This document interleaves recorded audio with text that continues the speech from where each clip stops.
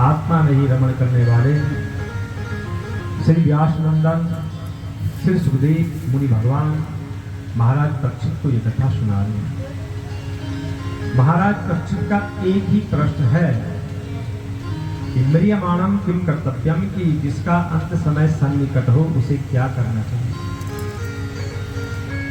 तो श्री सुखदेव जी यही कहते हैं कि राजन, अंते नारायण स्मृति। जीवन हमारा जैसे भी हो, सुखमय हो दुखमय हो, किंतु जब अंत समय आए तो भगवान की स्मृति बनी रहनी चाहिए, जीवन पाना चाहिए। राजा का दूसरा प्रश्न, मैं ये जानना चाहता हूं कि भगवान इस संसार की रचना कैसे करते हैं।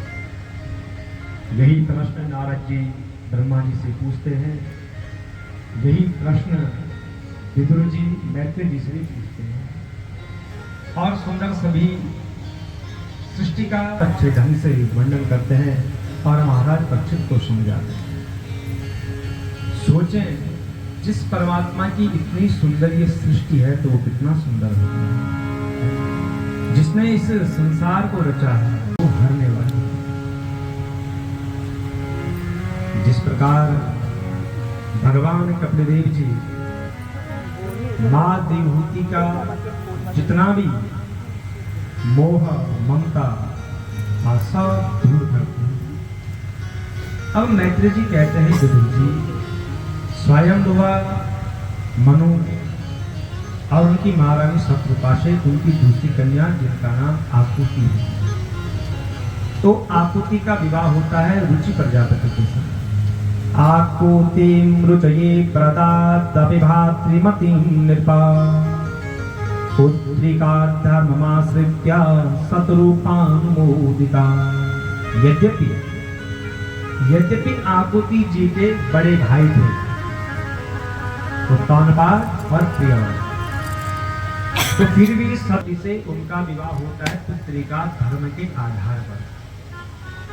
पुत्रिका धर्म किसे कहते हैं कि बेटी की जो सबसे पहली संतान होगी उस पर ननिहाल पक्ष का अधिकार होगा। तो शास्त्रों में निर्णय दे दिया है, संकेत दे दिया है कि बेटी की जो पहली उस पर ननिहाल पक्ष का अधिकार होता है। इसलिए नाना नानी मामा मामी सबका तर्पण देता है पोता। कितने अच्छे हमारे धर्म ग्रंथ हैं, शास्त्र हैं। तो इस प्रकार उनका विवाह होता है। तो आकुति के गर्भ से एक स्त्री और एक पुरुष का जोड़ा उत्पन्न हुआ। जो पुरुष हैं वो यज्ञ स्वरूपधारी भगवान विष्णु है, और जो स्त्री वो कौन है, लक्ष्मी जी की अंशरूपा दक्षिण। तो मनु महाराज उस पुत्र को अपने पास लेकर के आए और रुचि प्रजापति ने उस कन्या को अपने ही आश्रम में रखा और समय आने पर इन दोनों का विवाह संपन्न कर दिया जाता है। बोलो लक्ष्मी नारायण भगवान की जय। इनकी 12 संतान होती है। तोष प्रतोष संतोषो भद्र शांति बृहस्पति इदमा कबीर विभूषवान सुदेव रोचनो दिशा। तोष प्रतोष संतोष भद्र शांति बृहस्पति इदम कबीर भूषवान सुदेव रोचन और तिष्ठ, ये 12 संतान होती है। और यही स्वयंभुव में देखता जा रहे हैं रथों में बैठ करके। एक दिन की बात है, भगवती सती सुबह सुबह अपनी सखी जया के संग बैठी हुई थी। उसी समय देखा कि रोहिणी का विमान जा रहा है। दक्ष महाराज ने 27 कन्याएं चंद्रमा को भी दी हैं, जो नक्षत्र है। जब रोहिणी जी को देखा तो सती जी ने जया से कहा, जया जरा पूछ तो ये कहाँ जा रही है सुबह सुबह इतनी सब धज के। तो जया जाती है, रोहिणी बहन सुबह सुबह कहाँ जा रही हो। तो रोहिणी जी कहती कि मायके जा रही हो। मायके क्यों? अरे मायके में अनुष्ठान हो रहा है, यज्ञ हो रहा है पिता के घर में, हम सब वहीं जा रहे हैं। सती तो पहले ही चली गई होगी, नजदीक पर रहती है। जया जी ने कहा जा तू जा। जाती है भगवती सती के पास। माँ सती ने कहा, जया ये कहाँ जा रही थी। तो जया कहते हैं कि हे सती तू ऐसी ही रहेगी, इस मिट्टी की बनी हुई है। क्यों रे क्या हो गया? अरे तेरे पिता के घर में उत्सव हो रहा है, तुझे कुछ पता भी है? जैसे सुना कि पिता के घर में उत्सव, रो पड़ी सुनते ही। हाँ उत्सव हो रहा है, सब वहीं जा रहे हैं, ये सारे देवता ऋषि मुनि सिद्ध गंधर्व। जा अपने पति से पूछ, निमंत्रण आया होगा, नहीं भेजना चाहते होंगे तुझे। सती जी ने सुना कि मायके में उत्सव हो रहा है, दौड़ी दौड़ी गई भगवान शंकर के पास। भगवान शंकर ने बुलाई, सती आओ। अपने वामान में बैठाया। सती क्या हो गया, उदास क्यों हो? तो बड़े प्रेम से कहती, ये नहीं कहा कि मेरे पिता के घर में है। क्या कहती है? प्रजापतिस्ते स्वसुरस्य साम्प्रतम् निर्यापितो यज्ञमहोत्सवके वयं च तत्रा विसराम वामते यज्ञपितामि विबुधां प्रजन्ति। हे वामदेव, सुना है कि आपके ससुर दक्ष प्रजापति के घर में यज्ञ हो रहा है, ये सारे देवता ऋषि मुनि सब वहीं जा रहे हैं। तस्मिन् भगिन्यो मम भर्तवे ध्रुवं गमिष्यन्ति सुहृदिच्छवा अहं च तस्मिन् भवता विकामये पनीतां परिवारमर्हितुम्। इस समय अपने आत्मियों से मिलने के लिए मेरी बहनें अपने पतियों के संग वहां आई हैं। मैं भी चाहती हूँ कि मैं और आप वहां जाएं। माँ पिता ने हमारे लिए वस्त्र आभूषण दे रखे होंगे, उनको पहनेंगे, कितने सुंदर लगेंगे हम। चलो ना प्रभु। दीनाद दीक्षे भव में भवक्षिता। इस समय अपनी जन्मभूमि को देखने के लिए बहुत उत्सुक हो रही हो। जब से विवाह हुआ है ना, आपने एक बार भी मुझे मायके नहीं भेजा है। मेरी माँ, मेरे बाबा मेरी राह देख रहे होंगे। चलो ना प्रभु, विलंब न करो। कथं सुताया पितृगेह कौतुकं निशम्य देहासुरवर्यनङ्गते अनाहुता अप्यभियन्ति सौहृदं भर्तुर्गृहोर्देह कृतस्य केतना।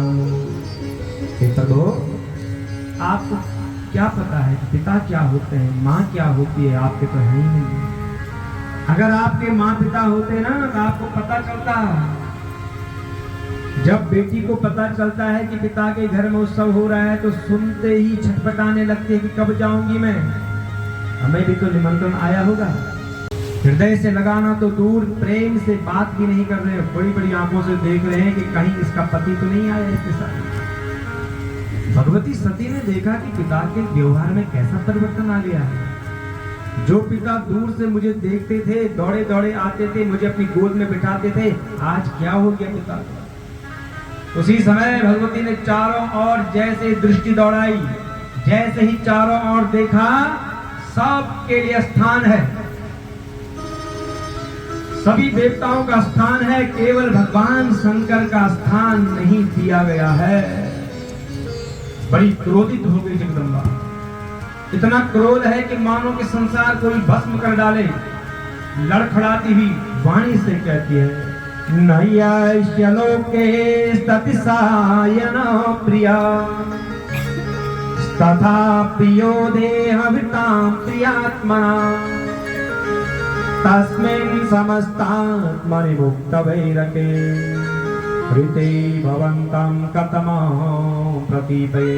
पिताजी, भगवान शंकर से बढ़कर तो कोई भी नहीं है संसार में। वो सबकी प्रिय आत्मा है, वे सबको एक समान दृष्टि से देखते हैं, उनका किसी से बैर नहीं है। और एक आप हो, उनके साथ बैर कर रहे हो। दोषान् परेषां हि गुणेषु साधवो गृह्णन्ति केचिन् भवादृशात्विजा गुणाश्च फाल्गुन् बहुले कृष्णवो महत्तमस्ते स्वदत् भवानदम्। आप जैसे लोग ना आप जैसे लोगों का पिताजी एक ही काम रहता है कि दूसरों के गुणों में भी आप लोग दोष देखा करते हैं। और जो साधु होते हैं ना, वे दूसरों के थोड़े से गुणों को भी बड़े आकार में देखते हैं। खेद है, आपने भगवान शंकर पर दोषारोपण किया है। धिक्कार है पिताजी आपके लिए। आपने भगवान शंकर का निरादर किया है। जो भगवान दया के सागर है, करुणा के सागर है, जो महाकाल है, आपने उनका अनादर किया है। करालम महाकाल कालम कृपालम गुणागार संसार पारहूं न तो हम। धिक्कार है। अब तो मुझे अपने इस शरीर से भी घृणा हो रही है, क्योंकि ये शरीर आपके द्वारा उत्पन्न है, मैं इसे नहीं रखूंगी। आपको पता भी है कुछ? गोत्रम तदीयम भगवान बृषध्वजो दाक्षायणित्याह यदा सुदुर्मना व्यपेतनर्मस्मितमाशु तद्गया युसृष्ट एतत्पुणपं तदंगजा।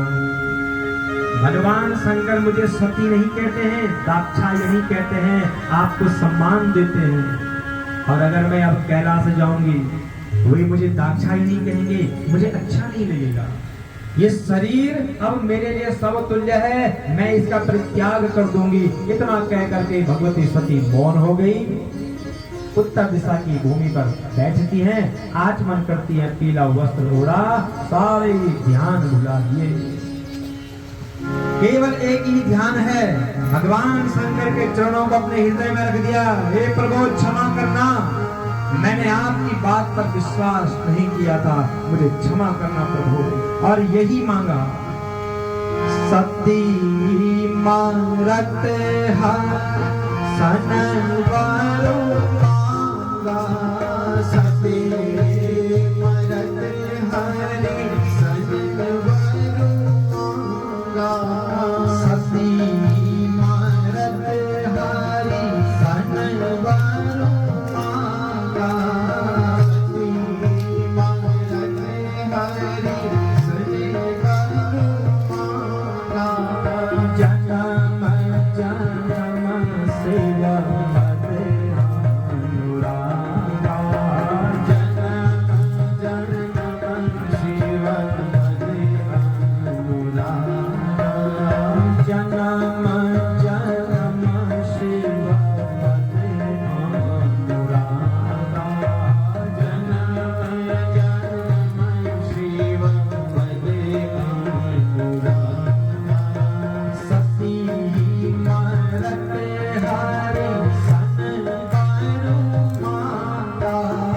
भगवान शंकर ने नारद जी के मुख से सुना कि भगवती सती ने देह का परित्याग कर दिया है योग की अग्नि में।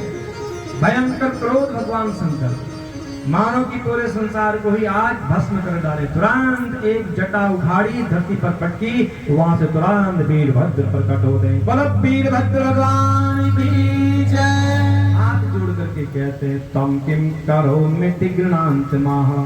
आज्ञा दीजिए मुझे, कौन सी सेवा करूं मैं आपकी? तो भगवान शंकर कहते हैं, दक्षम सयज्ञम जहिमत भटानाम। जाओ और दक्ष के यज्ञ को विध्वंस करो।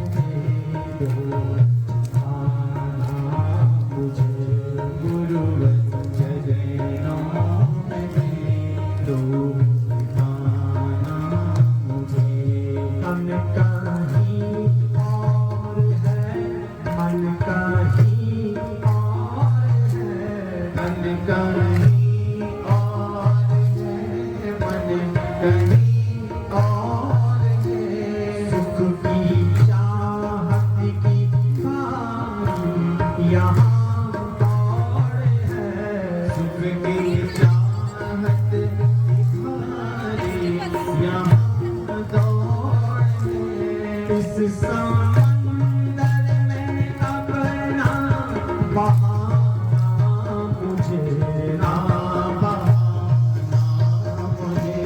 गुरुवर चरणों में दे दो।